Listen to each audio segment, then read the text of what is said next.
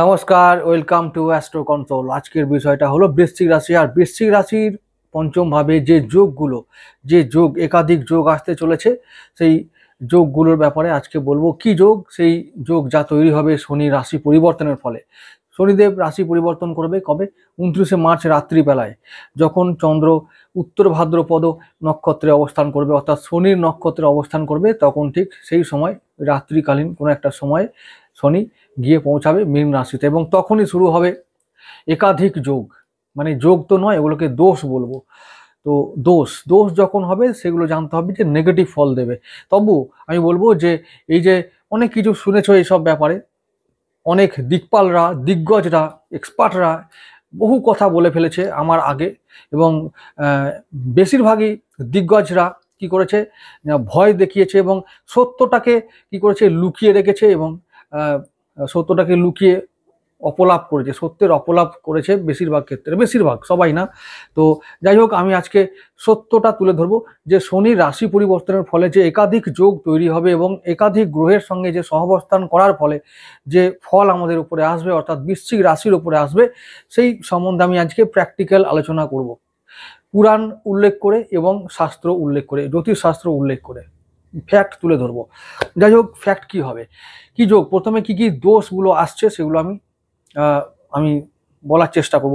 প্রথমেই যেটা হবে যে শনির সঙ্গে যে সমস্ত গ্রহগুলোর সহাবস্থান হবে সে হলো রাহু, মানে মঙ্গল আর বৃহস্পতি বাদ দিয়ে, আর কেতু বাদ দিয়ে বাকি সব। শনির সঙ্গে শনি চন্দ্র, শনি রাহু, শনি বুধ, শনি শুক্র, আর শনি রবি। যাদের সঙ্গে শনির একেবারে বেশিরভাগই বনে না, সেই সমস্ত গ্রহগুলো, রবি ও চন্দ্র, তারাও থাকবে। এবং যাদের সঙ্গে শনি বেশ ভালো পটে যায়, শুক্র, রাহু এবং বুধ, তারাও থাকবে। তাহলে ভালো মন্দ মিশিয়ে একটা মানে অবস্থা তৈরি হবে, মানে অনেকের কাছে যোগ, অনেকের কাছে দোষ, এটা তৈরি হবে। এরকম নয় যে সবার কাছেই ওটা দোষ, আবার সবার কাছে ওনার যোগ। ভালো মন্দ দুটো ফলই আনবে। ভয় খাবার কিছু নেই, মানে হতাশ হওয়ারও কিছু নেই, চিন্তা করার কিছু নেই, কারণ চিন্তা আমরা করে কিছু করতে পারবো না। ভয় খেয়ে কিছু হবে না, আর হতাশ হয়ে রোগ হবে নিজের, আর কিছু হবে না। মানে সুগার হবে, প্রেশার হবে, আর কি হবে, ঘুম উড়ে যাবে, শরীর খারাপ হবে, কারণ গ্যাস অম্বল হবে, এছাড়া আর কিচ্ছু হবে না। তো যেটা হবে সেটা কি করতে হবে, আমি কি করতে হবে পরে বলবো, তবে তার আগে কি কি ফল হতে পারে সেগুলো নিয়ে আলোচনা করছি। এই যে একটা দিনে, মানে 30শে মার্চ 2025, এই দিনটাতে আমরা দেখতে পাচ্ছি মীন রাশিতে, অর্থাৎ বৃশ্চিক রাশির পঞ্চম ভাবে, কোথায়, পঞ্চম ভাব মীন রাশি। তাহলে মীন রাশিতে 6টা গ্রহের আগমন ঘটবে ওই 30শে মার্চ।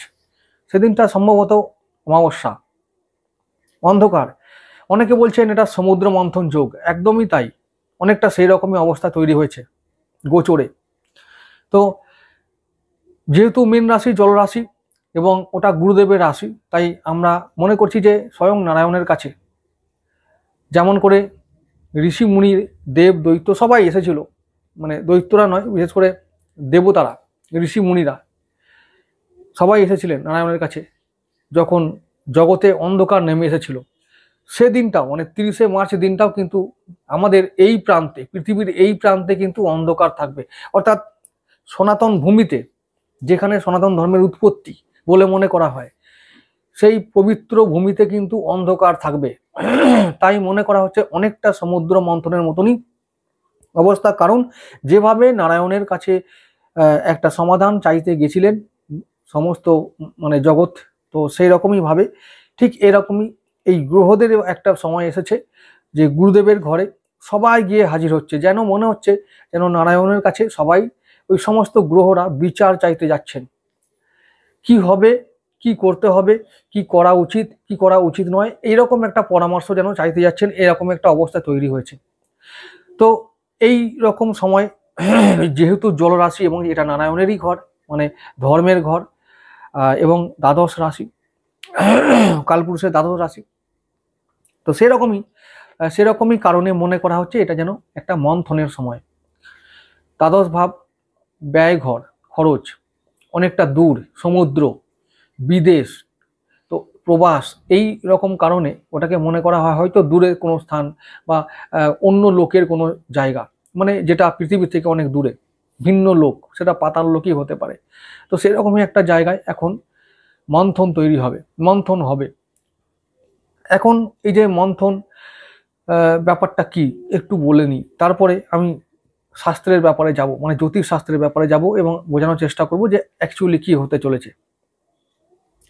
মন্থন বা মন্থন মানে হলো কিছু মানে আলোড়ন, আলোড়ন, কাউকে নাড়িয়ে দেওয়া বা কিছুকে নাড়ানো, আন্দোলন করা, নাড়ানো, মুভমেন্ট, এইরকম ব্যাপার। এই শব্দগুলোকে আমরা মন্থনের ক্ষেত্রে ব্যবহার করতে পারি। যেরকম করে ডাল আমরা ডালের সেই ডাল নাড়ানো দিয়ে নাড়িয়ে দিই, সেই ডালটা যাতে স্বাদু হয় একটু, সেরকমই ভাবে আমরা মানে অ্যাকচুয়ালি হয়তো মহাকাল চাইছেন যে এখন এই সময়ে আমাদের এই গ্রহে অর্থাৎ পৃথিবীতে একটা মন্থনের দরকার আছে।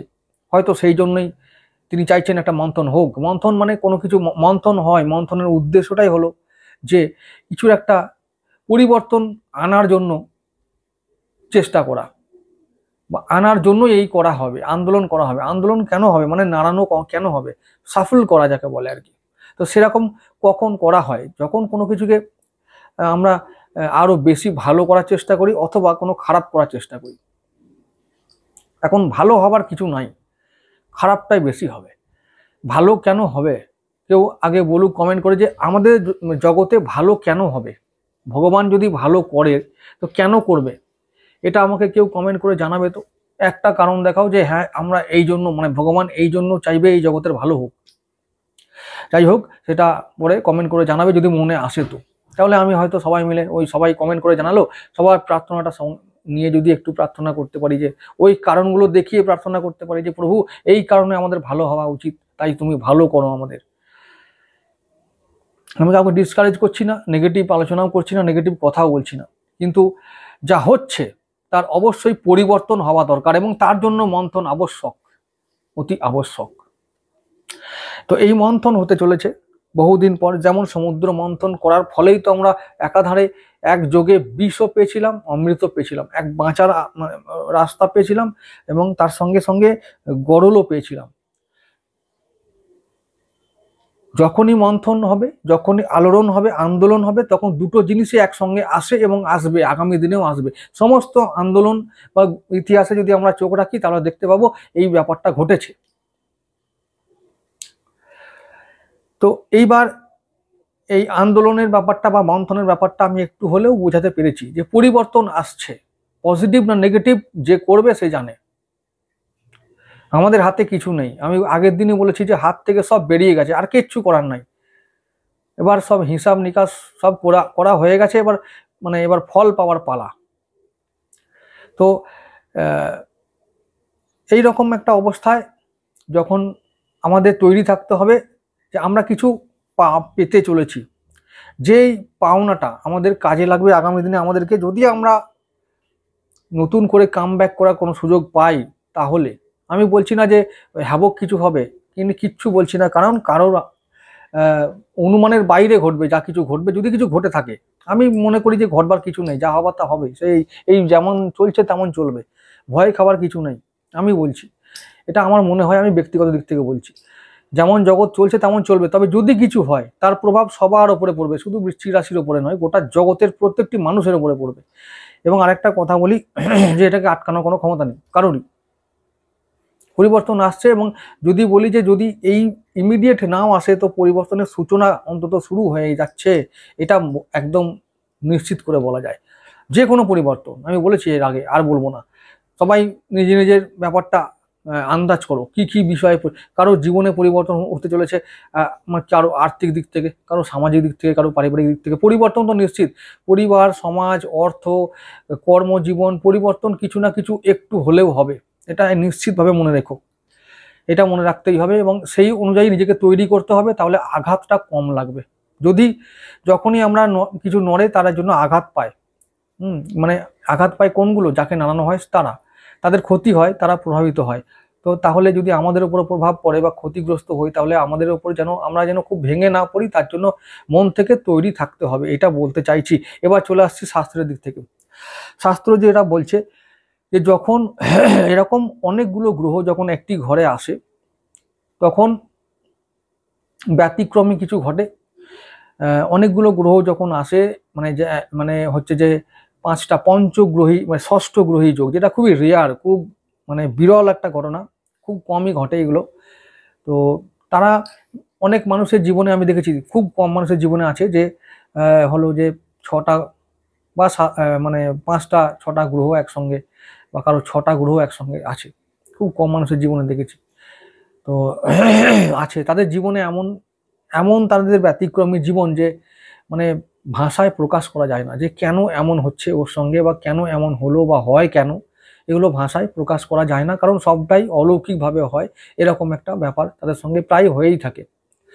তো এই রকমই যখন আমরা দেখেছি সেই মানুষটার জীবনে হচ্ছে, যখন এই গ্রহ সন্নিবেশগুলো একই ঘরে হচ্ছে, তো এরকমই এখনো কিছু হবে। অর্থাৎ এই সময়ে যেসব বাচ্চাগুলো জন্মাবে তাদের জীবনটা একেবারে অন্য ধারায় চলবে, আর পাঁচটা মানুষের সঙ্গে মিল হবে না। আর পাঁচটা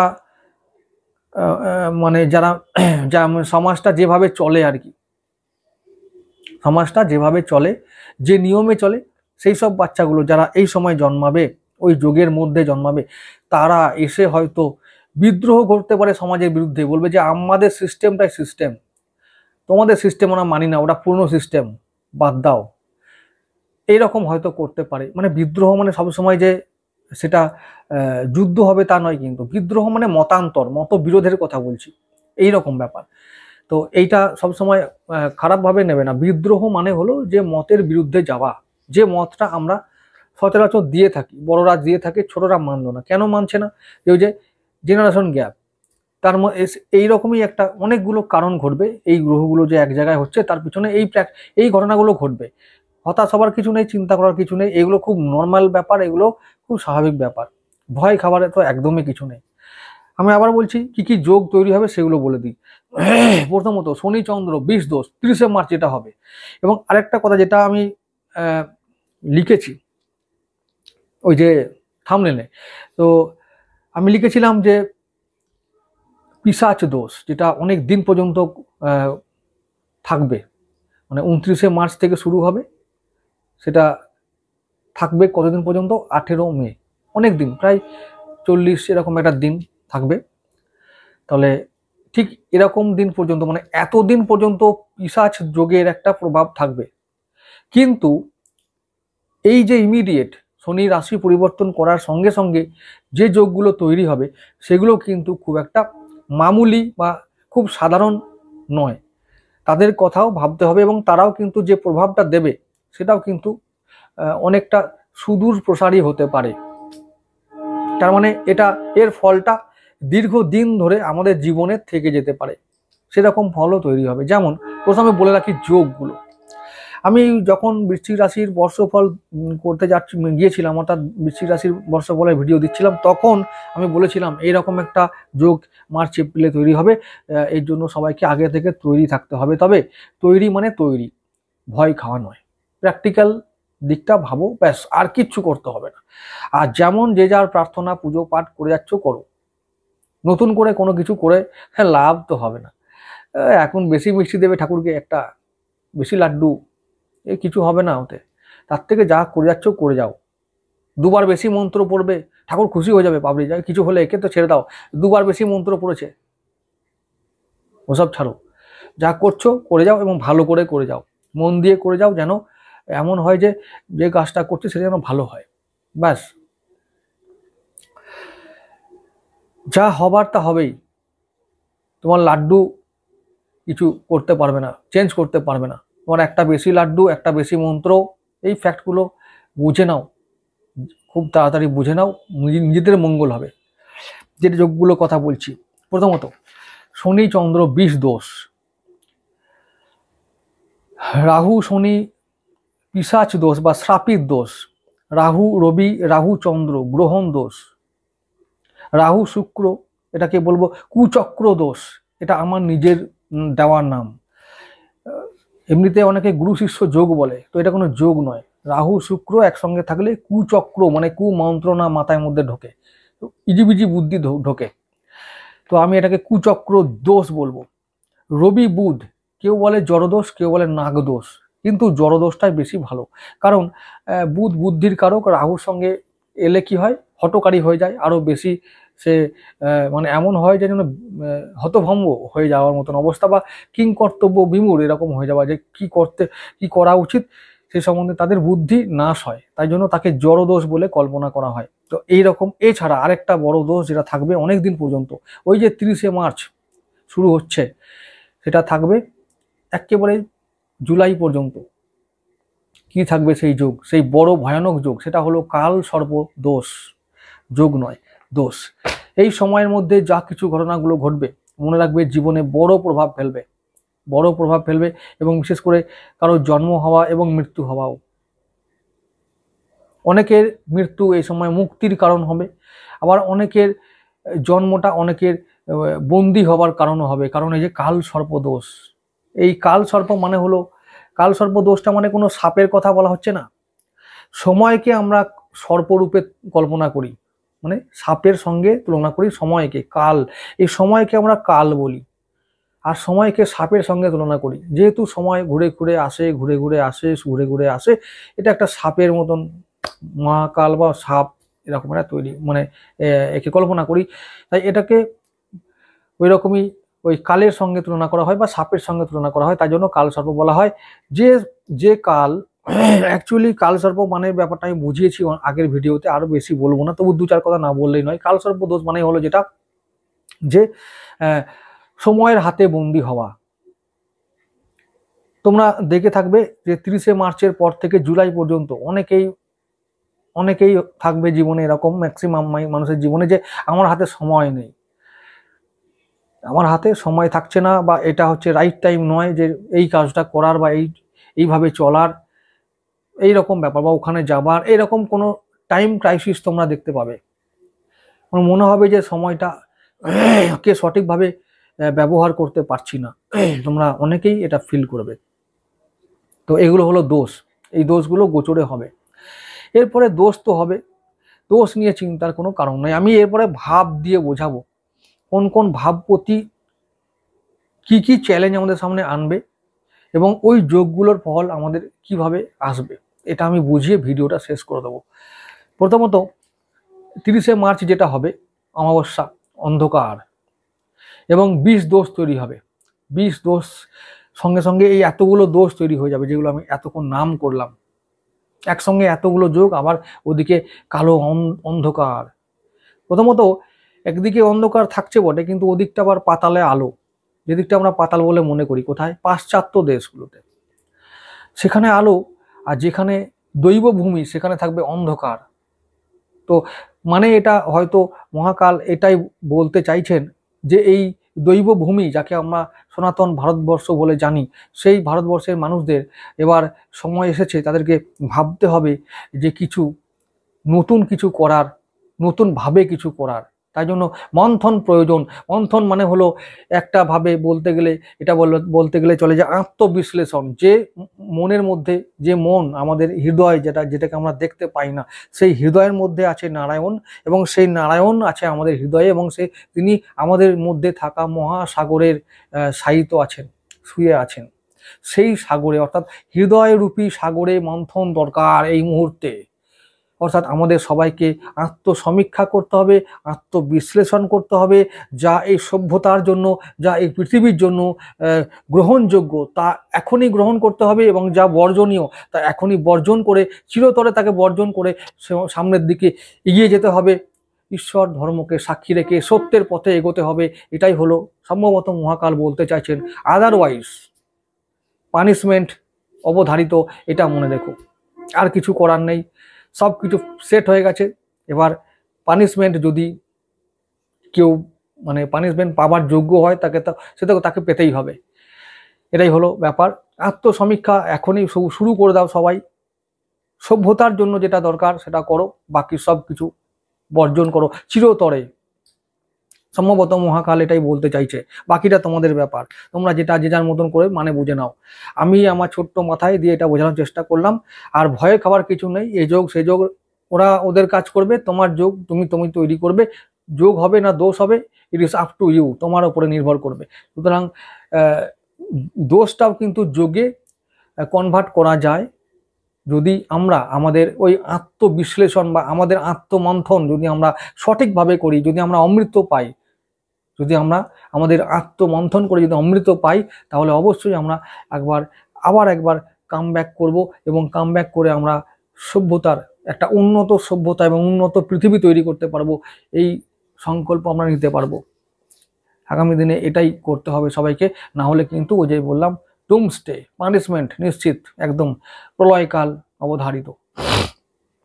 এবার চলে আসবো বাকি যে সব থেকে যে ব্যাপারগুলো ঘটছে, অর্থাৎ যোগগুলো নিয়ে কোন কোন ভাবে সেগুলো ঘটবে। প্রথমত দেখো, ওই 6টা গ্রহ কিন্তু পঞ্চম ভাবে ঘটছে। তো পঞ্চম ভাবে মানে হলো যে বৃশ্চিক রাশি বৃশ্চিক লগ্ন হলে এগুলো বেশি করে হবে। কি হবে? পঞ্চম ভাব কি ভাব? ওই যে সন্তান। পঞ্চম ভাব কি ভাব? না উচ্চশিক্ষা, প্রেম। বাট প্রেম আমার কোনো বিষয় হলো, প্রেম ডুবে যাক, কিছু হবে না। কিন্তু যারা প্রেম করেছে তাহলে তাদের কাছে তো ক্ষতি হবেই, একটু কষ্ট হবে একটু, তাই না? কিন্তু ওই যে বললাম, প্রেম যদি প্রেম হয় তাহলে থাকবে, আর যদি প্রেম যদি কামনা হয় তাহলে এবার যাবে, ধরে রেখো, নিশ্চিত চলে যাবে। ওই মহাসাগরে 6টা গ্রহ সঙ্গে নিয়ে চলে যাবে, সাগরে ডুবিয়ে দেবে। আর যদি পঞ্চম ভাবটা আরো অনেক ভাব আছে, আমি সেটা বলছি। পঞ্চম ভাব নিজের প্রতিভা, ট্যালেন্ট, ভবিষ্যতের পরিকল্পনা, যেগুলো মোস্ট ইম্পর্টেন্ট আমি সেগুলো বলছি ছোট করে, আর বেশি বড় করতে চাই না। অনেক বিষয় আছে, সেগুলো বললে অনেক বড় হয়ে যাবে ভিডিওটা, তো আমি সেগুলো বলবো না। এখন যেগুলো ইম্পর্টেন্ট সেগুলো বলছি। যেমন সন্তান যদি হয়, কারো সন্তান নিয়ে সমস্যা হচ্ছে, চিন্তা ভাবনা করতে হবে কি করব। তো সেগুলো সেই সংক্রান্ত বিষয়ে চিন্তা করতে গেলে দেখা যাবে যে একাধিক সমস্যা আসছে, সেইগুলোকে সমাধান করতে হবে একটি একটি একটি করে। সন্তান যাবে বিদেশে গিয়ে পড়তে, টাকা নাই, লোন করব, ধার করব, কাবুলিওয়ালার কাছে যাব, না মহাজনের কাছে যাব, না ব্যাংকে যাব, বুঝতে পারছি না কি করব। যেটা করা লিগ্যালি উচিত সেটা করবে, ভাবতে এখনই হবে, না হলে সন্তানটা আর বিদেশ যেতে পারবে না। সন্তানের বিদেশ যাওয়ার সুযোগ অবশ্যই আসবে, যারা বহুদিন ধরে অপেক্ষা করছিলে। এই সময় বহু ভালো কিছু হবে, ভালো কিছু দিয়ে যাবে। সমুদ্র কখনো কাউকে কিছু মানে কারো কাছ থেকে কিছু নেয় না, দিয়ে দেয় সব, ঋণ রাখে না। যদি ঋণ করে থাকো তো শোধ করতে হবে, যদি কাউকে দিয়ে থাকো তো ফিরে পাবে। এটা মনে রেখো, এটা আমি বলে রাখলাম। এই সময় এটা সঠিক সময় এটা এসেছে, যারা যা করেছো মানে যার যা কর্ম তা ফিরে পাবেই। তো যাই হোক, এবার যেটা বলছি সেটা হলো যে পঞ্চম ভাবে যে সমস্ত চ্যালেঞ্জগুলো আছে, ওই যে প্রেম ও সন্তান, উচ্চশিক্ষা, ভবিষ্যতে পরিকল্পনা, ভবিষ্যতে যারা চাইছো পরিকল্পনা করছো যে আমার যে কোনো ব্যাপার, সেটা ঘরবাড়ি সংক্রান্ত হতে পারে, ব্যবসা সংক্রান্ত হতে পারে, দাম্পত্য জীবন সম্পর্কে হতে পারে, প্রেম সম্পর্কে হতে পারে, সন্তান সম্পর্কে হতে পারে, সঞ্চয় সংক্রান্ত বিষয় হতে পারে, কর্মজীবন, আয়, সমস্ত বিষয় হতে পারে। সেই সমস্ত ক্ষেত্রে তোমাদের পরিকল্পনা করতে হবে অতি সতর্কভাবে। সেই সতর্ক এমনভাবে হতে হবে যে যেন মানে খুব সাবধান, কারণ ওখানে রাহু আছে, রাহু মায়া দেখাবে। অনেকে বলবে, হয়তো আমি একটা এক্সাম্পল দিয়ে বলছি, আমি এখন 1 লাখ টাকা লটারিতে পেয়েছি। এখন 1 লাখ টাকা লটারিতে পেয়েছি মানে এখন কেউ বলবে গাড়ি কেন, কেউ বলবে বাড়ি করো, কেউ বলবে বিদেশ ভ্রমণ করো, কেউ বলবে ফুর্তি করো, এরকম করে অনেক কিছু জ্ঞান দেবে। এখন যে পেয়েছে, সে লটারি যে পেয়েছে 1 লাখ টাকা বা 2 লাখ টাকা যাই হোক, এখন সে তারও নিজেরও একটা ইচ্ছা আছে, নিজের ইচ্ছা এবং অপরের এতগুলো ইচ্ছা, এবার সব মিলিয়ে মানে গোলমাল হয়ে যাচ্ছে আর কি। এখন কি করবে বুঝতে পারছে না। ওখানে বুধ আছে, বুধ তো বুদ্ধির কারক, বুদ্ধি হরণ হয়ে যাবে, কারণ রাহুর সঙ্গে বুদ্ধি চলে যাবে, টাকাও চলে যাওয়ার যোগ থাকবে, কারণ ওই যে 1 লাখ টাকা ও তো রাহু খাবেই, রাহু দিয়েছে যে। তো এরকম অবস্থা তৈরি হবে যে কি করবো বুঝতে পারবো না, আর এমন কাজ করবে যেন টাকাটাও গেল আর কিছু ইচ্ছে পূরণ হলো না, ব্যাস হয়ে গেল। আর দেখা যাচ্ছে যে লটারিতে পেয়েছে, তো ও কি করলো, ওটা শেয়ারে দিয়ে দিল, শেয়ারে দিল, ভালো, আগামী দিনে আরো শেয়ার মার্কেট উঠবে, ও সেটাও গেল। এরকম হওয়ার চান্স থাকবে, এবং এগুলো হবেই। এগুলো যাতে না হয়, তাহলে ওই যে টাকাটা আমি পেলাম, যেভাবেই হোক পেয়েছি, ওটা আমার। তো আমার ওই সম্পদটাকে, সেটা ব্যাঙের আদুলি হতে পারে আমার কাছে, কিন্তু নো প্রবলেম, সেটা যার কাছে যেমন হবে, কিন্তু আমার কাছে এটা অনেক। অন্যের কাছে ব্যাঙের আদুলি হতে পারে, কিন্তু আমার কাছে এটা অনেক, রাজার সম্পদ। তো রাজার ধন যেহেতু, তাই আমাকে আমার মতন কাজ করতে হবে এবং সঠিক জায়গায় সেটা রাখতে হবে, যে সম্পদটা আমার ভবিষ্যতে কাজে লাগবে, আমার পরবর্তী প্রজন্মের জন্য হতে পারে বা আমার জন্য পরবর্তী কালের জন্য হতে পারে। এবার সঠিক জায়গায় রাখো, সেই রকম পরিকল্পনা করতে হবে। এই রাহু মাস্টার আছে, মাস্টার রাহু, সে এত এত মোহ মায়ার ফেলাবে, এই জড়াবে সবাইকে, যে সঠিক কোনটা বুঝতেই পারবে না। ধর্মের ঘরে এরকম ষষ্ঠ গ্রহী যোগ, ধর্ম অধর্মে পরিণত হবে এবং অধর্মে পরিণত হবার সঙ্গে সঙ্গে কিন্তু পানিশমেন্ট শুরু হয়ে যাবে। এই ব্যাপারটা মনে রাখতে হবে। ধর্মকে কখনো অধর্মে পরিণত হতে দেওয়া যাবে না। আমি টাকা পেয়েছি, ভালো কথা, আমি আমার জন্য রাখবো, সেটা আরো ভালো কথা, কিন্তু রাখো তো ভালোই কাজে। হ্যাঁ, কোনো ভ্রমণ করা খারাপ কাজ নয়, শেয়ার মার্কেটে কোনো কিছু খারাপ নয়, কিন্তু এটা হতে পারে যে মানে সব করতে পারো, বাড়ি গাড়ি কিনতে পারো, কিন্তু তোমার জন্য সেই সময়ে কোনটা মানে দরকারি সেটাই বুঝতে গিয়ে তোমার কাল ঘাম ছুটে যাবে। আমি ওটাই বলতে চাইছি। যাই হোক, দরকারি যেটা সেটা করো, বাকি অদরকারিটা বের করে দাও। এই যে এবারে আমি ওই যে ভাবনার সম্বন্ধে বললাম, সন্তান বলো, প্রেম বলো, শিক্ষা বলো, ভবিষ্যতের পরিকল্পনা বলো, এগুলো সম্বন্ধে অনেক চ্যালেঞ্জ আসবে এবং সঠিকভাবে সিদ্ধান্তগুলো নিতে হবে। এরপরে রাহুর সঙ্গে যে সমস্ত গ্রহগুলো যুক্ত হবে, রাহু যখন কোনো গ্রহের সঙ্গে যুক্ত হয় না, সেই গ্রহের কোয়ালিটিটা মানে ফল দেওয়ার ক্ষমতাটা বাড়িয়ে তোলে। এগুলো বুঝতে হবে, আমি যা বলছি। যারা বোঝার অবশ্য তারা বুঝবে, এবং যারা বুঝতে চাইবে তারা অবশ্যই বুঝবে, এবং আমি তাদের জন্যই বলছি যারা আমার ভিডিওটা এতক্ষণ পর্যন্ত দেখবে। এবার কি বলছি, রাহু যে কোনো গ্রহের সঙ্গে যখন সংযোগ করে না, তখন সেই গ্রহটার কি ভালো দিকটা এবং মন্দ দিকটা দুটো দিকই কিন্তু বাড়িয়ে দেয়। তো এবার দেখতে হবে যে আমাদের সঙ্গে রাহুর সঙ্গে কে যুক্ত হচ্ছে। রাহুর সঙ্গে রবি অনেক আগে থেকে যুক্ত হয়ে গেছে। তাহলে আমার এখন বৃশ্চিক রাশির কর্মপতি রবি, মানে দশমপতি, আমাদের এখন কর্মের চ্যালেঞ্জ আসছে, অর্থাৎ কর্মজগতে একটু সমস্যা তৈরি হচ্ছে, কারো কারো কর্ম চলে যাচ্ছে, কর্মজগতে প্রেশার আসছে, নাম খারাপ হচ্ছে, বদনাম হচ্ছে, শত্রুরা অ্যাক্টিভ হচ্ছে। তো এইরকম একটা ব্যাপার তৈরি হচ্ছে কর্মজগতে। আবার চন্দ্র যেহেতু নবমপতি, তাই রাহু চন্দ্র যখন যোগ হচ্ছে তখন ভাগ্যে অনুকূল প্রভাব পড়ছে না, প্রতিকূল প্রভাব আসছে। যেমন মন খারাপ, মায়ের শরীর খারাপ, তো এই সমস্ত ঘটনা ঘটছে। যে তারপরে ভাগ্যের উপরে একটা যেন মনে হচ্ছে যেন এই ভাগ্য আর কখনো বদলাবে না, ভালো হবে না, এই রকম টাইপের মানে চিন্তাগুলো মনের মধ্যে আসছে, এবং এমন হতাশা তৈরি হচ্ছে যেন মনে হবে যেন আর হতাশার জীবনে কাটবে না, এইরকম অবস্থা হচ্ছে। রাহুর সঙ্গে বুধ, বুধ অষ্টমপতি ও একাদশপতি, তাহলে অষ্টমপতি যেহেতু, তাই চ্যালেঞ্জ আনবে। কোন কোন দিক থেকে, কোন কোন বিষয়ে আগামী দিনে টাকা আসবে, কোন কোন বিষয়ে আমাদেরকে আয় করতে হবে, কোন কোন বিষয়ে আমাদের সঞ্চয় করতে হবে, কোন কোন বিষয়ে আমাদেরকে ওই যে যেহেতু বুধ, আমি বলছি বুদ্ধি, অর্থ ও সময়ের কারক, তো অর্থ নিবেশ করলে আমি অর্থটা পাবো, এই ব্যাপারটা। অর্থাৎ সেটা হতে পারে ব্যবসাও সংক্রান্ত বিষয় হতে পারে, যেহেতু বুধ শুক্র এখন সঙ্গে আছে, তো সপ্তমপতি বিষয়ে, এবং ওই যে মানে ব্যবসার বিষয়, এবং আমাদের যেটা ব্যয়পতি শুক্র, ব্যয় কিভাবে করব এই সংক্রান্ত বিষয়। অর্থাৎ আমি যেটা সঞ্চয় করছি বা যেটা আমি পেয়েছি, যে অর্থটা পেয়েছি, অনেকেই অর্থ পাবে এখন, মানে হঠাৎ করে প্রাপ্তি যোগ হয়ে যাবে। কেউ হয়তো দেখা গেল যে গুপ্ত সঞ্চয় পেল, গুপ্ত সম্পত্তি পেল, গুপ্ত ধন পেল। কেউ হয়তো পেল যে উইলকৃত সম্পত্তি, বিমা থেকে আয় বা বিমা থেকে সম্পত্তি পেল বা টাকা পেল। কেউ হয়তো পেল যে মানে পূর্বপুরুষের কোনো সঞ্চিত সম্পদ ছিল, সেটা পেল, মানে সেটা হলো জমি জায়গা পেতে পারে, লটারি পেতে পারে, শেয়ার মার্কেট থেকে প্রাপ্তি হতে পারে। তো প্রাপ্তি হবে, যখন প্রাপ্তিটা হবে, যে অর্থটা আমি পাবো, সেই অর্থটা কেমন করে কাজে লাগাবো সেটা এখন ভাবতে হবে, এবং ভাবতে গিয়ে আমাদেরকে কি হতে হবে, বিপর্যস্ত হতে হবে। তো এই সংক্রান্ত বিষয়গুলো ভেবে ভেবে এতটাই আমাদেরকে মানে মানে হয়রানি হতে হবে যে আমরা ভেবে পাবো না কি করতে হবে। অনেকের যেগুলো পাচ্ছি, পেয়েও আবার তারা হারাবে, মানে অ্যাচিভ করতে পারবে না, আটকে থাকবে, পেতে পেতে পাবে না, পাবার যোগ্য, মানে আমি এটা পাবোই, এটা আমার আছেই, কিন্তু কোনো কারণে এগুলো পাবে না, এরকমও হবে।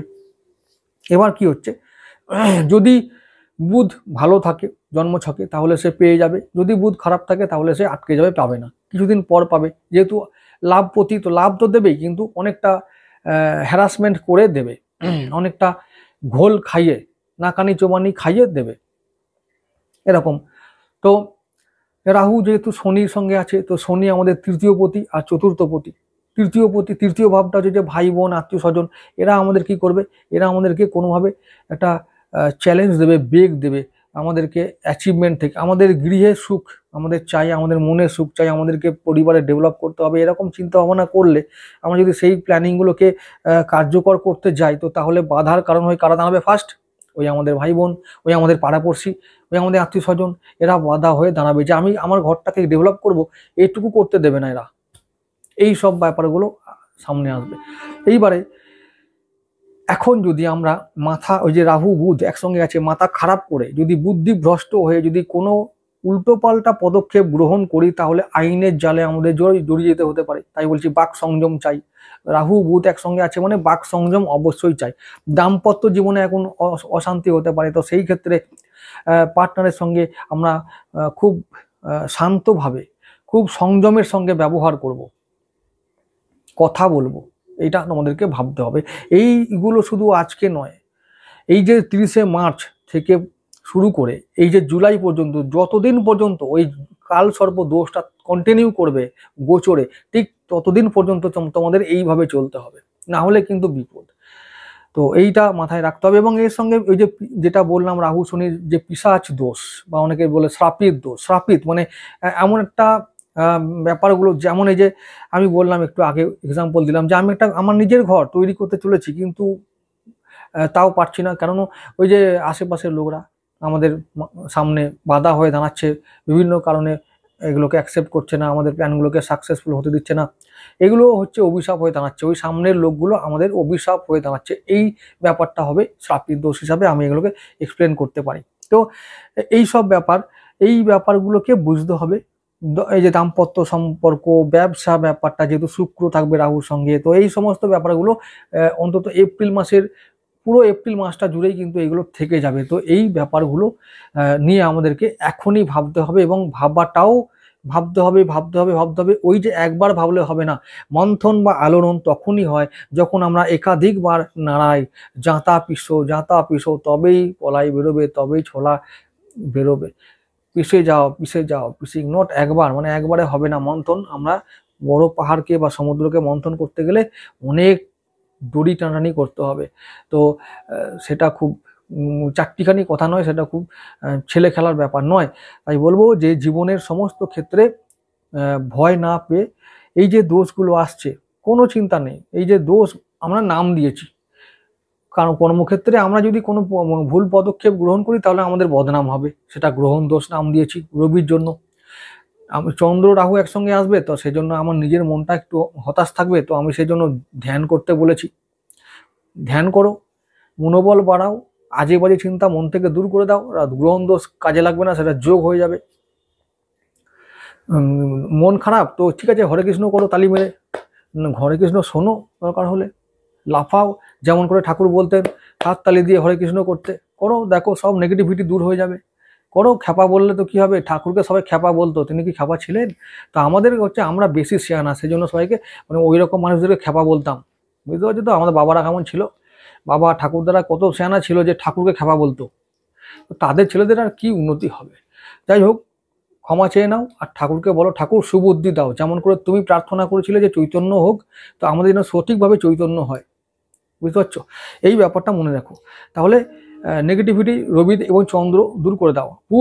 বুদ্ধি দিচ্ছে না, বুদ্ধি আসছে না, কি করব, কোনো দরকার নেই, চুপচাপ বসে থাকো, ধ্যান করো, প্রাণায়াম করো, যোগাসন করো, আর ঈশ্বরের শরণাপন্ন হয়ে যাও, ঠিক বুদ্ধিটা দিয়ে দেবে। আর মানুষ চিনতে শেখো, লোভী মানুষ স্বার্থপর মানুষদেরকে চিনতে শেখো, তোমরা চেনো, নো ডাউট, কোনো চিন্তা নেই, তোমরা চেনো।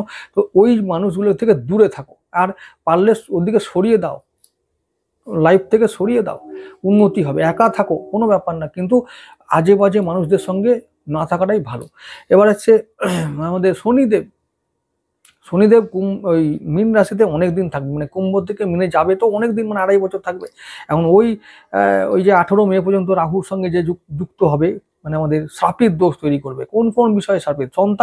সন্তান আমার খুব ভালো কাজ করছে গো, কিন্তু ওই সন্তান এখন নাম ডোবাতে পারে যদি কুসঙ্গে যায়। তো যোগ হচ্ছিল, যে ছেলেটা বিদেশ যাবে বলে তৈরি হচ্ছিল, দেখা গেল যে ওই ওই নেটে গিয়ে কি খুটু করতে গিয়ে মুটু করে দিয়েছে। যা, এবার কি হবে? এইটাই হয়ে গেলো। এই কদিন ভাই স্কলারশিপ পেয়েছিল, এবার বিদেশ যেত রে, কালকে দেখছি মোবাইলে কি ঘেঁটে ঘুঁটে সব কি পুলিশ ডেকে চলে এসেছে বাড়িতে। এইসব হয়ে গেছে, এইসব যেন না হয়, এইগুলো দেখবে। হ্যাঁ, তো এইসব ব্যাপারটা মানে আমার যোগটা যেন যোগ থাকে, দোষে যেন কনভার্ট না হয়, এটা ব্যাপারটা বারবার দেখতে হবে। আমার বাবা মা হিসাবে আমরা আমাদের সন্তানকে মনিটরিং করবো ঠিক মতো, কেন করতে পারি না? আমি দেখেছি, অবাক হয়ে যাই। বেশিরভাগ বাবা মা জানি না তার সন্তান কি করছে, স্কুলে যাচ্ছে কিনা, কলেজ যাচ্ছে কিনা, এবং ওখানে গিয়ে সঠিকভাবে পড়ছে কিনা জানে না। আমি অবাক হয়ে যাই, বাবরে বাব, জয় তারা, কি বলবো, সুবুদ্ধি দাও ওদের। আর যাই হোক, এইসব ব্যাপারগুলো যেন মানে আমাদের উপরে এতটা চেপে না বসে, যেন মনে হয় যে অন্ধকার দেখছি, জীবন নরক হয়ে গেল, এরকম যেন না হয়। তো এইরকম না হলেই এই যে দোষগুলো আসছে সেগুলো যোগে পরিণত হবে। ঠিক আছে, আমি বলছি বারবার যে ওই যে সংযোগ রাহু শনি হোক না কেন, রাহু শনি ভালো ফল দেয়। রাহু শনি ভালো ফল কি দেয়? ওই যে বিদেশে নিয়ে যাবে শনি আর রাহু, বিদেশ যাত্রা করাবে, বিদেশ থেকে টাকা ইনকাম করাবে, বিদেশি মুদ্রা আনবে, শেয়ার মার্কেটে ভালো ইনকাম করাবে। যারা তেলের ব্যবসা করো, যারা কয়লার ব্যবসা করো, যারা জুয়েলারি ব্যবসা করো, যারা ইন্টারনেটে ব্যবসা মানে অ্যাকচুয়ালি সোশ্যাল মিডিয়া যারা ব্যবসা করো, মানে কর্ম করো, যারা ম্যানেজমেন্ট আছো, যাদের যারা শেয়ার মার্কেটে কাজ করো বা শেয়ার মার্কেটে যাদের মানে টাকা আছে, তারা কিন্তু এবার এই বেনিফিট পাবে। সবটাই কিন্তু নেগেটিভ হবে তা কিন্তু নয়, পজিটিভও আসবে। তো সেইগুলো ভাবো এবং পজিটিভ থাকো, দেখবে পজিটিভ ঘটবে, নেগেটিভ হয়েও না। বারবার বলছি, অনেক দিগ্গজরা অনেক কিছু বলে গেছে, আমার কথাটা একটু বিবেচনা করে দেখো, যে তাহলে বুঝতে পারবে অ্যাকচুয়ালি কি হতে চলেছে। কিচ্ছু হবে না। অনেকে বলেছিল 2012 সালে পৃথিবী ধ্বংস হয়ে যাবে,